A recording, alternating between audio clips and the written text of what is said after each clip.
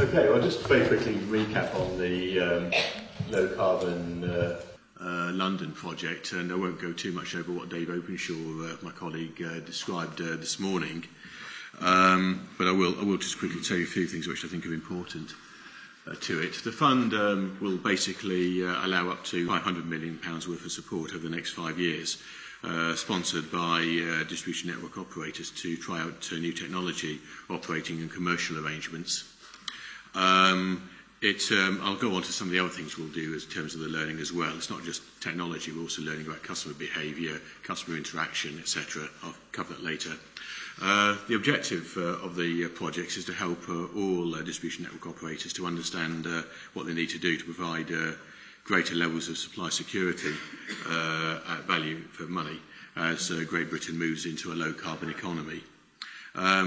UK Power Networks, to be precise, it was the London Power Networks. We're three companies, actually, three distribution networks, Eastern, London and South East. So this is based around the London area. It's been awarded funding for the Low Carbon London project, which at £24 million is the second largest tranche of awards last year. The project is actually £30 million because we put in an extra £6 million of our own money. So why London? Probably saw that this morning from Dave, actually. The red bit is actually the City of Westminster, right over there, which is the highest carbon emissions in the UK. So we've got everything really to play for, and I think this really is also a great testbed for electrification of transport. Why do I say that? I mean, only the other day I was actually walking through central London and I saw Office Depot actually doing office-to-office drops of stationery using an electric vehicle. Also, UPS drops and parcels off in my office last week in an electric vehicle. So you can see it's already there and it's happening. Also, Transport for London yesterday, again, I visited one of their depots and we had 4 Mitsubishi IMEVs. So again, they're using it for the day-to-day servicing of their infrastructure. So it's actually there and it's happening. There's also domestic use. Now, of course, you know, despite what people may say, sometimes the transport infrastructure in London is fairly good already now. I mean, I take the London Underground from my flat in Wimbledon to my office in Elephant and Castle.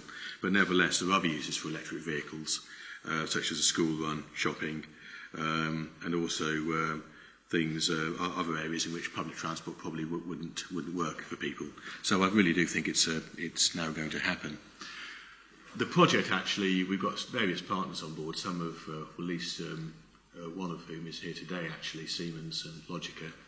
And they're actually quite pivotal because as we move forward into a more of an active network, it's important that... I'll just go back really quickly into some of our partners. We're looking at help from extra capabilities we need to move into this more active network management that perhaps as a traditional distribution network operator we wouldn't have had, such as Siemens helping us with metering and our operational data store and also more active network management, Logica looking at data aggregation and data collection, Transport for London showing a route through to some end customers and also advice on transport infrastructure, and Imperial College for their learning laboratory, which is looking at both human interactions as well as network studies. So quite pivotal that we've got more than just a DNO technology coming into the project. I'll go on to really a little bit about where I fit in, and Sarah very kindly gave an introduction. I'm doing the middle bits of electric vehicles and heat pumps and smart meters. Also around that we have wind twinning, distributed generation and demand-side management, distributed generation covering photovoltaic cells, which has been mentioned earlier today.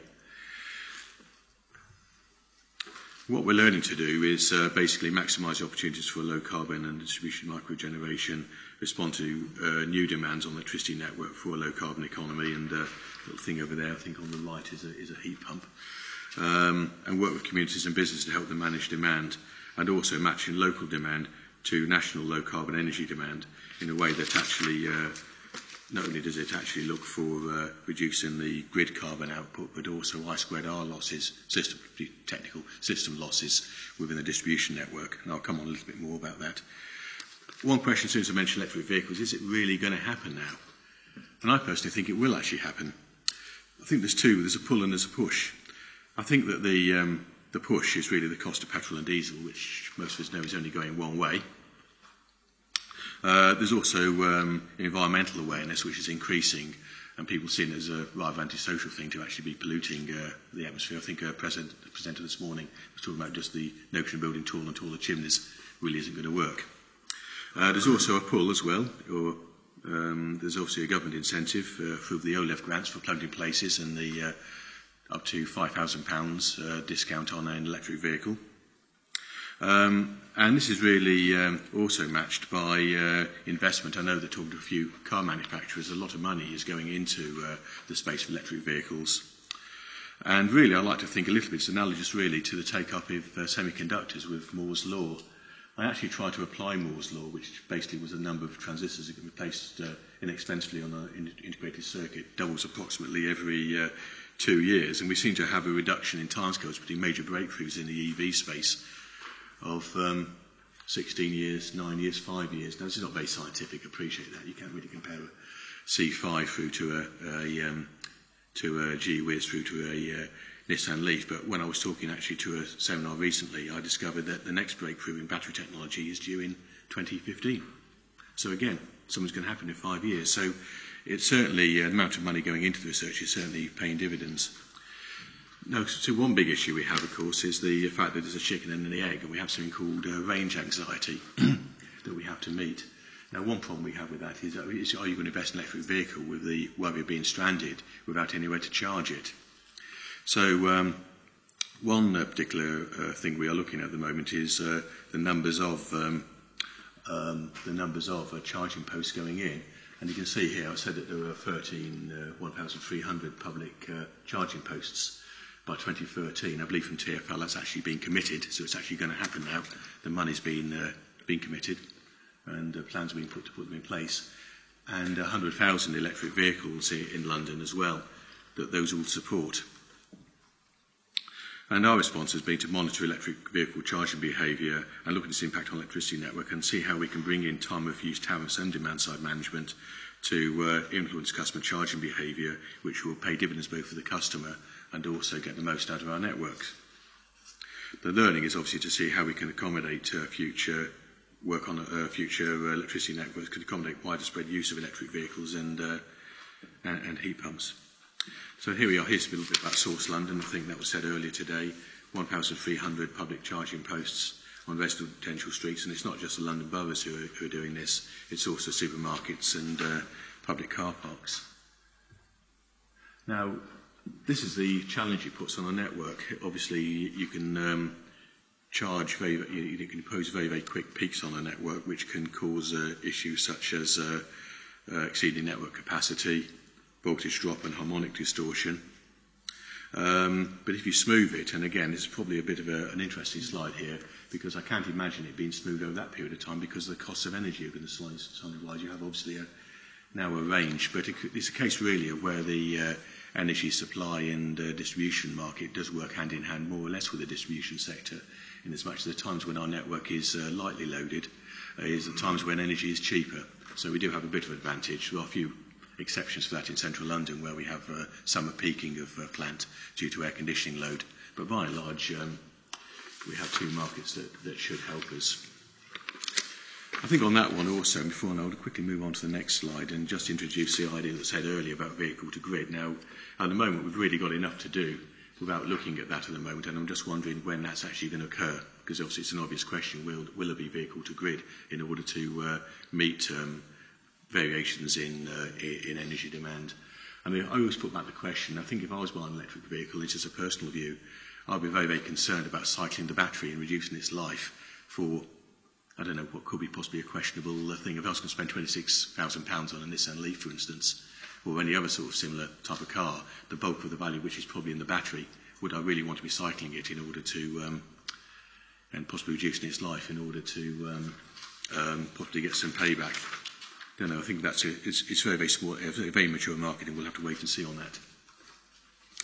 The other thing also is the low carbon learning laboratory. I said earlier that basically it's not just a case of learning about how we can smooth out energy demand, how we can use demand side management and time of use tariffs to get the most out of our network.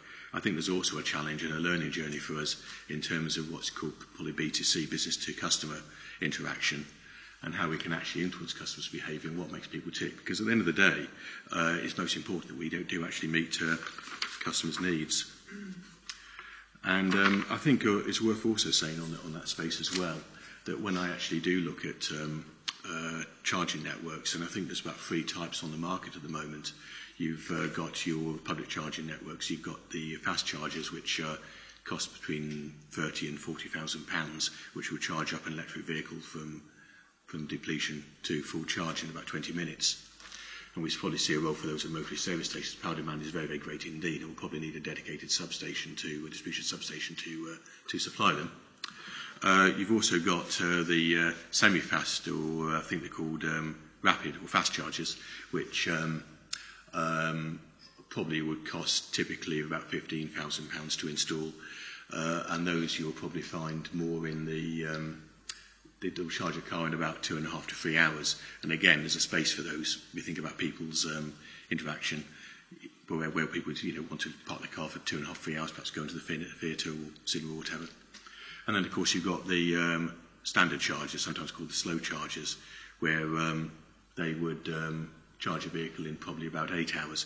Now, I think the key to us as a distribution network operator is to work with the charging post providers to see that how we can maximise both the convenience to the customer with the space on our network, and then bring in other things like time of use tariffs and other things which will influence customers' behaviour, so that we do actually get more out of a network. So very much it's an interaction, which is a little bit new for engineers like me, of understanding people's behaviour and their patterns and their needs, with matching that with the existing infrastructure, and then perhaps to minimise the level of investment and be able to respond quickly to this emerging market. So that's a little bit about what Imperial will be doing for us. So it's not just a technical study, it's also a human behavioural study as well. And I think the final thing I would say, and it's just a sort of a bit of a food for thought, I said in Low Carbon London that we'll help London lower its transport and energy-related carbon emissions, we'll help Londoners reduce their energy bills and build a low-carbon future and establish sustainable communities where people want to work and live, and it's basically a nicer place to be, where companies want to do business, and other cities will look to it for inspiration. But I think also we've got to think about where we're actually going in terms of the traditional distribution network. I think we've got to face that labour, especially in the southeast of England, is only, again, like petrol prices, only going one way with a national skills shortage. Also, the cost of technology is falling, probably another application of Moore's Law possibly. So therefore, I would foresee in the future that the old days where our response to increased energy demands, and in London the electricity network is probably over the last 10 years been growing to about 5% per annum. How do we respond to that? And I think the old days of just we'll lay some more cable and we'll put in place a bigger transformer. I think those are probably going to be well in the past. I think the only way we'll respond in the future that will be uneconomic will be to look at how we get more out of our existing infrastructure through more active network management. Okay, so that's it for me. So thank you very much for listening, and I'll pass back to Sarah for me.